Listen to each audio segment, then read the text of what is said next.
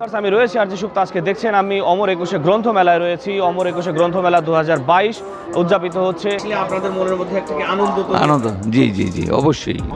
এত লোক, বইয়ের উৎসব, এত লোকজন আসে, আনাগোনা করে, বিভিন্ন বই দেখে, এটা বাচ্চারা আসে বিভিন্ন ধরনের। যে আপনারা যদি খুব সুন্দরভাবে মুক্তিযুদ্ধ বা এই ইতিহাসগুলো যদি ভালোভাবে পড়েন, তাহলে আপনাদের মনের মধ্যে এক ধরনের মুক্তিযুদ্ধের চেতনাবোধ এবং মাতৃত্ববোধ, ভ্রাতৃত্ববোধ এবং দেশপ্রেম কিন্তু আপনাদের মধ্যে উদ্বুদ্ধ হতে থাকবে যখন আপনি মুক্তিযুদ্ধের ইতিহাসের এগুলো পড়তে থাকবেন। আমরা যদিও এই জেনারেশনের আমরা মুক্তিযুদ্ধের সাক্ষী নই, এই বইগুলো পড়ে কিন্তু আমরা মুক্তিযুদ্ধের স্বাদ কিন্তু গ্রহণ করতে পারি যে মুক্তিযুদ্ধের সময় কি ধরনের কতটা অত্যাচার হয়েছে আমাদের পাকিস্তানের সেই বর্বর অত্যাচারের কারণে আজকে কিন্তু এই ইতিহাস ভাষার জন্ম হয়েছে আর এই বই মেলার জন্ম হয়েছে।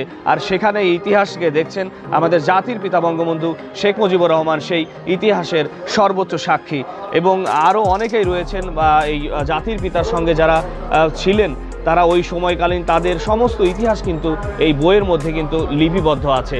আপনারা বইগুলো না পড়লে অবশ্যই বুঝতে পারবেন না। যারা বইপ্রেমী রয়েছেন তাদেরকে আমি অনুরোধ করছি যে এই সংস্কৃতি বিষয়ক মন্ত্রণালয় স্টলে আসবেন এবং এসে আপনারা এই বইগুলো দেখবেন। দেখে যদি আপনাদের ভালো লেগে থাকে তাহলে অবশ্যই কিন্তু আপনারা অন্য কোনো যে কোনো স্টল থেকে কিনতে পারেন। বই মেলার এই কারণটা আপনারা বুঝতেই পারেন যে প্রতি বছর এই ফেব্রুয়ারিতেই আমাদের যারা ভাষা শহীদ হয়েছেন, মানে ভাষার জন্য যারা প্রাণ দিয়েছেন, তাদের উদ্দেশ্যেই কিন্তু এই মেলার আয়োজন করা হয়েছে। যে মেলাটি করোনার মধ্যে সরকার উদ্যোগ নিয়েছে, এটির জন্য মাননীয় প্রধানমন্ত্রীকে প্রথমেই ধন্যবাদ জানাচ্ছি যে যারা বইপ্রেমী মানুষ তাদেরকে এই কোভিড চলাকালীন সময়ে স্বাস্থ্যবিধি মেনে সরকারি পদক্ষেপ নিয়ে তারা এই মেলাটি পরিচালনা করছে। এটি দেখে আমার কাছে খুব ভালো লেগেছে। তো বন্ধুরা, আমাকে দেখছেন, আমি রয়েছি অমর একুশে গ্রন্থমেলায়। যেই স্টলটির সামনে দাঁড়িয়ে আছি সেটি হচ্ছে জাতীয় গ্রন্থকেন্দ্র সংস্কৃতি বিষয়ক মন্ত্রণালয়। এটি বাংলাদেশ সচিবালয়ের একটি মন্ত্রণালয়। সংস্কৃতি বিষয়ক মন্ত্রণালয়ের মাধ্যমে কিন্তু সমস্ত কিছু যে কার্যকলাপ হয়ে থাকে, সংস্কৃতি বিষয়ক গান বাজনা, বাংলা একাডেমি যে পার্টগুলো রয়েছে সেটি সংস্কৃতি বিষয়ক মন্ত্রণালয়ের আন্ডারেই কিন্তু হয়ে থাকে। তো বন্ধুরা, সংস্কৃতি বিষয়ক মন্ত্রণালয় একটি উল্লেখযোগ্য বেশ সুন্দর একটি স্টল করেছে। এখানে বেশ নিরিবিলি একটি পরিবেশ, পাশে একটি কোরই গাছ রয়েছে, বেশ পুরাতন একটি কোরই গাছ দেখছেন, আর তার নিচে বাংলাদেশ রাইটার্স ক্লাবের একটি স্টলও করেছে ওখানে। তো বন্ধুরা, আমি কথা না বাড়িয়ে চলে যাচ্ছি কিছু বইয়ের কালেকশানে, যে বা আমাদের সংস্কৃতি বিষয়ক মন্ত্রণালয় কি কি বইয়ের কালেকশন তারা রেখেছেন, এবং তাদের সঙ্গে আমি সর্বশেষ কিছু কথা বলবো যে আসলে তাদের কতটা আয়োজন তারা করতে পেরেছেন এই করোনার মধ্যে। তো বন্ধুরা, আমি প্রথমে যে বইটি দেখাচ্ছি, দেখেন এখানে ৭১-এর রণাঙ্গন, লিখেছেন শামসুল হুদা চৌধুরী। এই বইটার প্রাইস কত? এটা প্রাইস দেয়া আছে এখানে, ফিক্সড প্রাইস?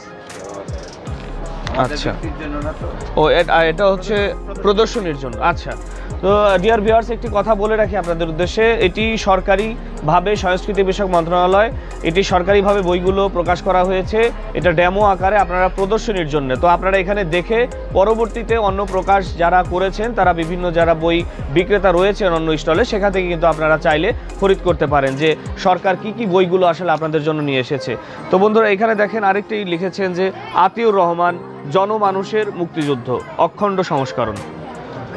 এখানে বেশ মুক্তিযুদ্ধ বিষয়ক অনেক কিছু পেয়ে যাবেন এই বইয়ে। আর এই স্টলে, মানে সংস্কৃতি বিষয়ক স্টলে, এখানে দেশ এবং রাজনীতি এবং দেশের যে প্রেক্ষাপট এবং ইতিহাস নিয়ে কিন্তু এই বইগুলো বেশিরভাগ করা হয়েছে। তো বন্ধুরা, আরেকটি বই দেখাচ্ছি যে আমাদের জাতির পিতা বঙ্গবন্ধু শেখ মুজিব রহমানের একটি বই লিখেছেন, এটিও দারুণ। বঙ্গবন্ধুর অনেক কপি রয়েছেন, যারা নানাভাবে বইগুলো লেখা হয়েছে, আরও অনেক কপি রয়েছে। এটি কিশোর মুক্তিযুদ্ধ কোষ, সম্পাদক মুনতাসির মামুন। মুনতাসির মামুন চেনেন না এমন কোনো মানুষ নেই, তিনি একজন জনপ্রিয় লেখক। মুক্তিযুদ্ধ কোষ, এখানে কিশোর মুক্তিযুদ্ধ কোষ, আপনারা প্রত্যেকটা বই মুক্তিযুদ্ধ সম্পর্কে কিন্তু আপনারা খুব সহজে জেনে নিতে পারবেন, আমরা কিন্তু বিশ্বাস করি পারবেন। আরেকটি বই দেখাচ্ছি যে আমার পিতা নয় পিতার অধিক, আমার পিতা নয় পিতার অধিক। এখানে অনেক বই রয়েছে।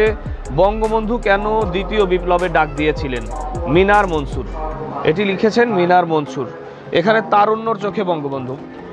বন্ধুরা, আপনারা জানেন যে বঙ্গবন্ধু ওই সময়ের যে বয়সে তার তারুণ্যর যে ভাষণ দিয়েছিলেন, যে ভাষণটা আমাদের মনের মধ্যে উদ্বুদ্ধতা বা আমাদেরকে দেশপ্রেম জাগিয়েছে এবং দেশকে রক্ষা করার, ভাষাকে রক্ষা করার যে একটি প্রক্রিয়া, সেই লেখাটাই কিন্তু এখানে পেয়ে যাবেন। মিনার মনসুর কিন্তু তারুণ্যর চোখে বঙ্গবন্ধু, মানে আমাদের বর্তমানে যে যারা ইয়াং জেনারেশনে রয়েছেন তাদের চোখে বা আমরা বঙ্গবন্ধু কেমন বা বঙ্গবন্ধু কেমন ছিলেন। আর আপনারা জানেন যে বঙ্গবন্ধু মানেই একটি পাওয়ার, মানে অন্যরকম একটা পাওয়ার কাজ করে আমাদের মনের মধ্যে সবসময়। এবং তার সম্পর্কে বলতে গেলে অনেকেই আমার চাইতে আরও অনেক জ্ঞানীগুণী মানুষ রয়েছেন, তারা বইয়ের মধ্যে কিন্তু খুব সুন্দর করে বঙ্গবন্ধু সম্পর্কে খুব দারুণ করে লিখেছেন। এবং এটা মন গড়া লেখা নয়, এটা আসলে আমাদের দেশের ইতিহাস এবং ভাষার ইতিহাস। এই বইমেলার উদ্ভব হয়েছে কিন্তু আজকে এই ভাষা শহীদদের উদ্দেশ্য করে কিন্তু এই বইমেলার আবির্ভাব হয়েছে। তো আরেকটি আমি বই দেখাচ্ছি যে বঙ্গবন্ধু বীক্ষণ কর্মজীবনে বঙ্গবন্ধুর যে ইতিহাসগুলো রয়েছে এখানে কিন্তু খুব সুন্দরভাবে তুলে ধরা আছে। বইটির মোড়কটাও খুব দারুণ, আমি একটু খুলে দেখাচ্ছি। বইটা বেশ অনেক সুন্দর, একটি কাভারও দিয়েছে, দারুণ। দেখুন বন্ধুরা, একটি সুন্দর কাভার, বঙ্গবন্ধু বীক্ষণ কর্মজীবন নিয়ে। এটি প্রথম খণ্ড, এটি আরও অনেক খণ্ড রয়েছে, আপনারা দেখতে পাবেন।